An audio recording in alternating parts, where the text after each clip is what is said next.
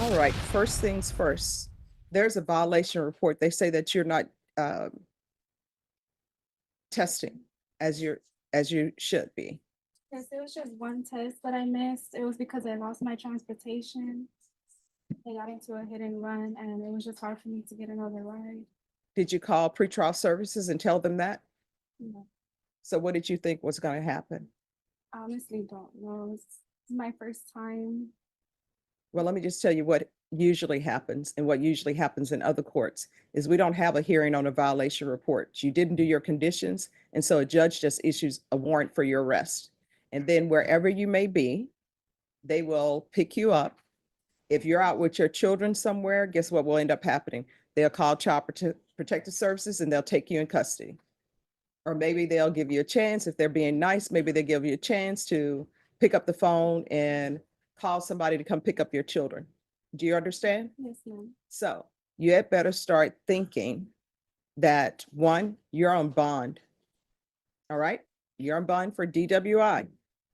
You had better start thinking about everything that you do. Somebody else is controlling your life.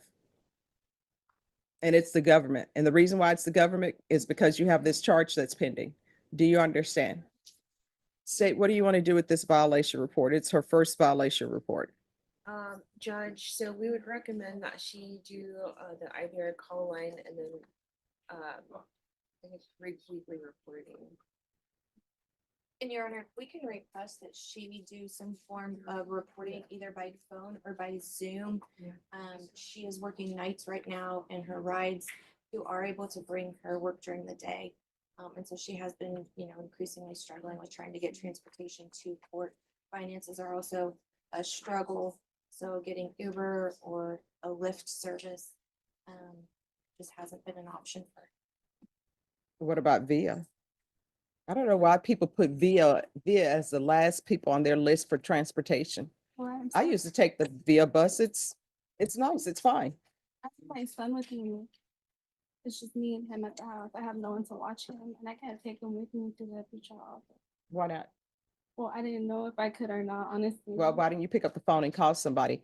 What you're doing right now is you're making excuses for why you're not doing what you're supposed to be doing. And this is a DWI with a child under 15. So I'm assuming allegedly your son was with you for that DWI. So you can take your son on the Via bus and you need to start picking up the phone and calling people because your life's problems that you have, and this is being difficult for you, people are not concerned with that. Pretrial services is not concerned with that. So you better start picking up the phone and calling them. Otherwise, again, what's going to end up happening, if you don't have someone to watch your son, Child Protective Services is going to be watching your son because they're going to arrest you wherever you may be. You understand? Yes, ma'am. So what I'm going to do is it's going to continue with the drug testing, and I'm going to order 120 sober meetings in 120 days. Because if you're drug tested today for alcohol, what's going to end up happening? You gotta. Hmm? Okay. See, I don't believe that. I could go right now after Yeah. this. I don't believe she's not drinking. So this is what we're going to do. You're going to do your 120 sober meetings. Do you understand? Yes, ma'am. And my advice to you, and your attorney will give you their advice.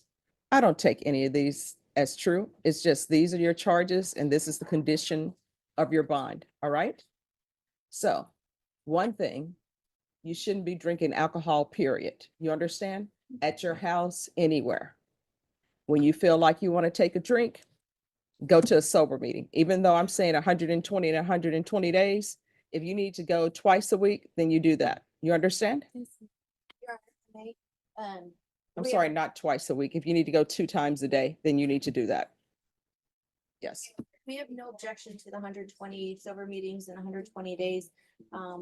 Unless the court would consider the fact that when she was arrested for this DWI, there was a 0.01, 0.02 consent. So I'm not sure that alcohol is the issue. Okay. Um, All right. So I'm going to order the sober meetings. You need to do those. If you don't do those, we're going to be right back here. You understand? Yes. All right. So where are we on discovery? Judge, so we just got the supplemental toxicology report and me and Ms. Crawla did look over that briefly. And so we're in the process of indicting the case and negotiating a plea bargain. All right, it's still already been unindicted. indicted. Oh, Yeah, Has been it's, yes, it's 2024 CR 012615. okay. Well, then regarding discovery, I think the only thing we were waiting for was that supplemental report, and we have received that. All right, And I'll request those. I've already got the videos, Your Honor. okay. All right, Ms. Ferguson, I need a 30-day reset.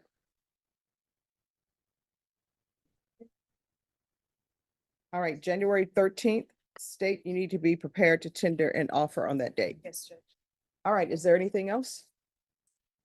Not from the state. Your Honor. Nothing from defense. Judge. All right, today, you had better pick up the phone and call pretrial services. Do you understand? Yes. Do you have the number to call them? No. All right, Make sure she has that information. all right, thank you.